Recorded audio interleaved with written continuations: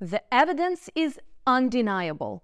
Cancer patients can use nutrition, safe supplements, and non-toxic medications to block off fuel sources that starve cancer. The community of researchers and clinical doctors pointing to metabolic treatments as the path to eradicate cancer is quickly growing. One of the loudest advocates is Dr. Thomas Seyfried.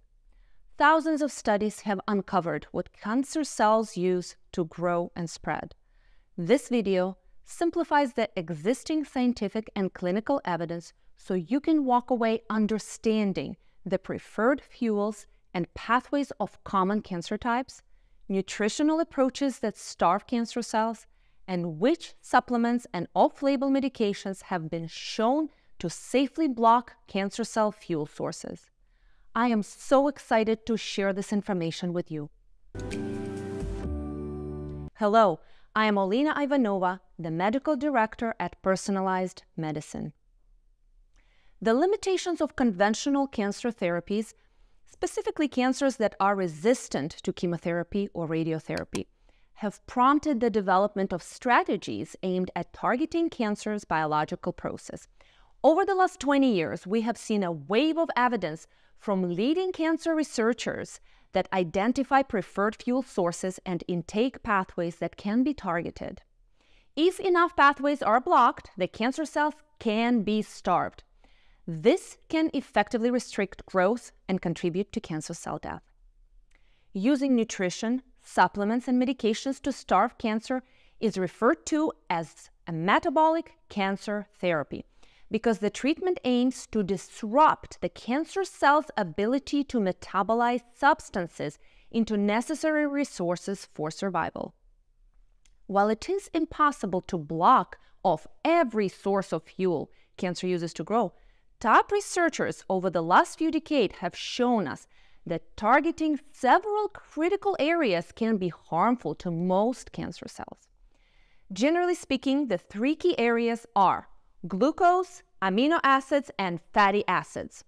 We will provide a brief overview of the research behind each fuel source and the evidence of how nutrition, supplements, and medication can be used to disrupt cancer cells from using these fuel sources. You can find more information about specific components of metabolic cancer therapy at our Personalized Medicine channel. As with any medical intervention, you should discuss these treatments with a licensed medical provider before attempting them. Now, the number one fuel source of almost all cancer cells is glucose, also called blood sugar. Glucose is mostly created from carbohydrates, but can also be produced from protein. 90 years ago, Otto Warburg won the Nobel Prize for his research and discoveries into the metabolism of tumors. Most notably, he observed that cancer cells typically have much higher glucose consumption rates than normal cells. Fast forward to today, and leading researchers are convinced most cancers are addicted to insulin and sugar. Dr. Lewis Kentley of Harvard Medical School has received many prestigious accolades for his breakthrough research into cancer metabolism. After 40 years of research, Dr. Kentley has stated, the evidence really suggests that if you have cancer, the sugar you're eating may be making it grow faster. How much glucose does cancer need? Well, the answer is a lot. Cancer cells uptake glucose 200 times more than normal cells. They need this massive amount of glucose because cancer cells tend to rely on using a less efficient method to convert glucose into energy. This method is called glycolysis. Many studies have found that glycolysis promotes tumor growth, cancer spread, and chemoresistance, as well as inhibiting the naturally occurring programmed cell death of tumor cells. However, research has shown that cancer's over-reliance on glucose can be used against it. Cancers that primarily rely on glucose for fuel are like the old gas guzzler cars that our grandparents drove. Normal cells also use glucose to produce fuel, but they are like our modern hybrid cars. Normal cells need far less glucose to function, but when necessary, they can completely switch away from using glucose to use a backup energy source called ketones. You may have heard of friends and family using a ketogenic diet when trying to lose weight. But the fact is, this is not a new diet fad. It has been used as an effective medical treatment since the 1920s.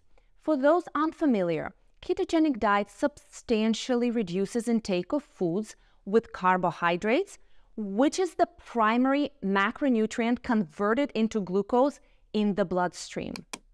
Significant evidence over the last 20 years shows keto diets have an anti-cancer effect when used against cancers that prefer glucose as a fuel source.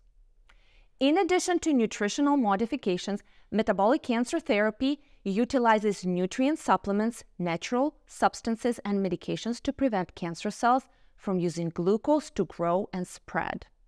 Thousands of medical articles have been written explaining how treatments can inhibit cancer cell glucose transporters, insulin receptors, prevent glycolysis, and other mechanisms used to convert glucose into energy. Treatments deployed to prevent cancer cells from using glucose include natural substances like quercetin, berberine, curcumin, genistein, resveratrol, and high doses of vitamin C, as well as medications, metformin, doxycycline, and statins. It's important to note that using any of these medications mentioned for complementary cancer treatment is considered off-label use. Please check out our channel to view other videos that go into more detail about these and other treatments that inhibit use of glucose by cancer cells. Next up are amino acids. Amino acids are derived from protein and are a key resource to normal cell function. However, many cancer types have an unregulated addiction to amino acids. Cancer cells greedily uptake certain amino acids in high volume to support their energy requirements, expand locally and to distant sites, as well as prevent the body's immune system from eliminating cancer cells. 20 amino acids can be found in the human body, but studies show several are considered key resources for cancer cells. Here are 5 examples. Dr. Thomas Seyfried has classified glutamine utilization as the missing link in the metabolic theory of cancer. There is no doubting its importance to cancer. Glutamine is the second most utilized nutrient by cancer cells and is an essential fuel source for proliferation. It's been observed that cancer cells use glutamine as an energy source, enable replicative immortality, resist programmed cell death, and support invasion into neighboring tissues. Unfortunately, it is not possible and would be unhealthy to try to eliminate glutamine from your diet entirely. However, there are therapeutics aimed at disrupting cancer cells' ability to uptake and metabolize glutamine. Arginine is another critical amino acid for cancer cells. It is used to help proliferation through progressing the cell cycle, repair cell damage, as well as expanding locally and to distant sites, also called metastasis. Accumulating evidence suggests that some cancer cells are unable to synthesize sufficient arginine and become dependent on using arginine collected from the bloodstream and other external sources. Cancer's over-reliance on arginine makes this an exciting target. Many studies, ongoing clinical trials have documented that depriving certain cancer types of arginine can help overcome resistance to standard cancer therapies, as well as restrict migrations, stop cell cycle, and induce cancer cell death. It is widely documented that cancer cells also rely on amino acids. Asparagine, methionine, and branched-chain amino acids, leucine, isoleucine, and valine. Multiple treatment methods have been attempted to restrict uptake and use of these nutrients by cancer cells. Many clinical trials are underway to identify compounds that effectively prevent cancer cells from using amino acids. However, metformin, an off-patent and inexpensive medication, has shown the ability to impair cancer cells' ability to use glutamine. Additionally, natural substances like epigallocatechin gallate, a form of green tea extract, also known as EGCG, resveratrol, berberine, and canavanine, have been shown to prevent cancer cells from using amino acids. Lastly, nutritional restriction, that is, avoiding eating certain foods rich in amino acids, can be used to prevent cancer cells from accessing some types of amino acids. Now, finally, we get to fatty acids. Their role in fueling cancer has been largely shrouded in mystery until recent improvements in lipidomics technology has enabled a deeper understanding of lipid metabolism in cancer. Today, many studies have revealed that disordered fatty acids can regulate tumor cell proliferation, metastasis, and drug resistance. Cancer uses fatty acids in numerous ways. For example, cancer mitochondria can metabolize fatty acids as a fuel source to support growth. Cancer cells adjust fatty acid levels intracellularly to resist cell death caused by oxidative stress. And cancer can use fatty acids to evade the immune system's attack. Cancer cells have the flexibility to use fatty acids generated from within the cell and intake the molecule from its local environment. But experts see ways to create fatty acid level imbalances that limit the benefit cancer cells obtain from these molecules. Again, nutrition is used to attack cancer's vulnerabilities.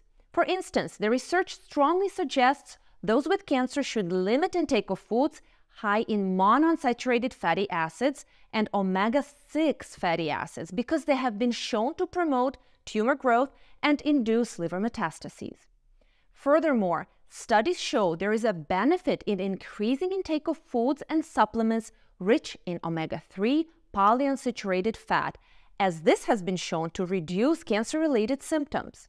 Ketogenic diet, a low-carb and high-fat diet, and calorie-restricted diets have all shown an ability to significantly resist tumor growth. It is worth noting these diets are considered most effective when the recommendation is personalized based on the patient's age, sex, and health status.